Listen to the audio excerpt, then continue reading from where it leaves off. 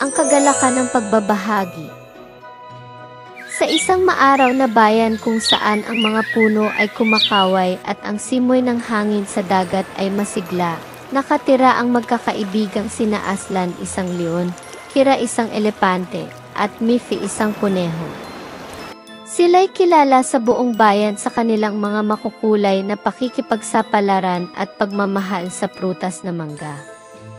Ang mga mangga ang pinakapaboritong prutas sa kanilang lugar.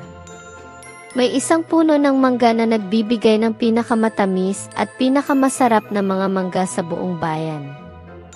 Ang puno ay pagmamay-ari ni Ginoong Pagong, na kilala sa kanyang pagiging masungit at hindi handang magbahagi.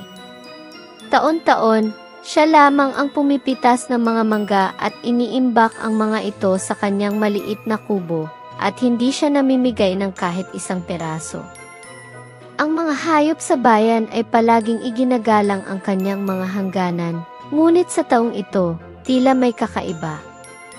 Ang kanyang puno ng mangga ay may maraming bunga, mas marami kaysa kayang kainin ni Ginoong Pagong. Isang maaraw na hapon, habang nagpapahinga ang magkakaibigan sa tabing dagat, nagmungkahi si Aslan ng isang mapangahas na plano. Bakit hindi tayo kumuha ng ilang mangga?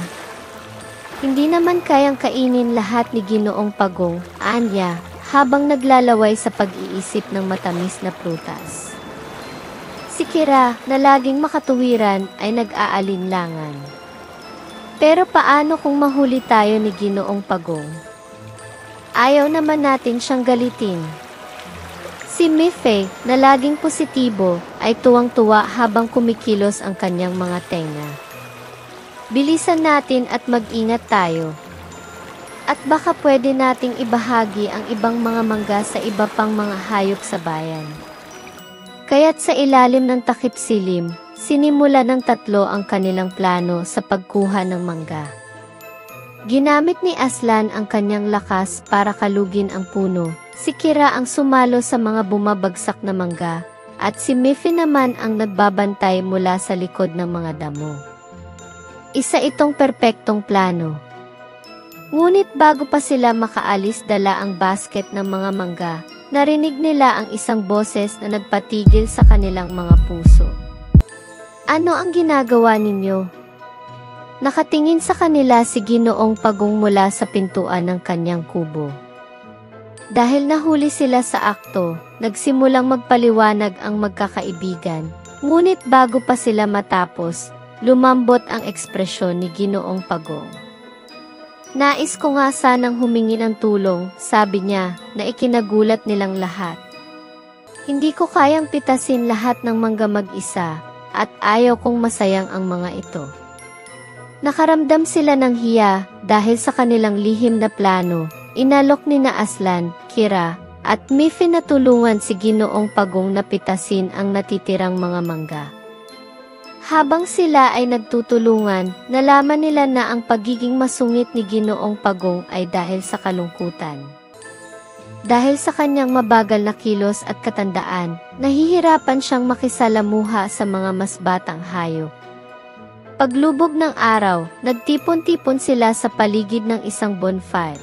Masayang pinagsasaluhan ang mga hiwa ng sariwang mangga at nagsasalaysay ng mga kwento. Nagpasalamat si Ginoong Pagong sa kanilang tulong at nangako na mula ngayon ay ibabahagi niya ang kanyang mga mangga sa lahat ng hayop sa bayan. Kinabukasan, buong bayan ay masaya habang kumalat ang balita tungkol sa piging ng mangga sa kubo ni Ginoong Pagong. Nagsama-sama ang lahat, masayang pinagsasaluhan ang matamis na prutas at ang bagong pagkakaibigan kay Ginoong Pagong. Habang sila ay nagdiriwang, isang malakas na pagbagsak ang narinig mula sa direksyon ng puno ng mangga. Agad silang tumakbo at nakita nilang bumagsak ang puno. Nalungkot ang lahat, ngunit iminungkahi ni Kira na magtanim sila ng mga mangga mula sa mga buto ng manggang kanilang kinain. Sa tulong ng buong bayan, nagtanim sila ng isang bagong kagubatan ng puno ng mangga, upang masiguro na ang lahat ng hayop sa bayan ay magkakaroon ng maraming mangga sa mga darating na taon. Habang nagtatanim sila, natuklasan nila ang isang nakatagong baul na puno ng gintong barya at isang liham mula sa lolo sa tuhod ni Ginoong Pagong. Ang liham ay naglalaman ng mensaheng ang kayamanan ay nakalaan para ibahagi sa buong bayan, tulad ng mga mangga. Mula sa araw na iyon, ang bayan ay umunlad hindi lamang dahil sa saganang mangga, kundi pati na rin sa yaman mula sa kayamanan. Natutunan ng magkakaibigan na ang pagtulong sa iba ay may hindi inaasahang gantimpala, at natagpuan ni Ginoong Pagong ang saya sa pakikisama at espiritu ng bayanihan na matagal nang nawawala sa kanyang buhay.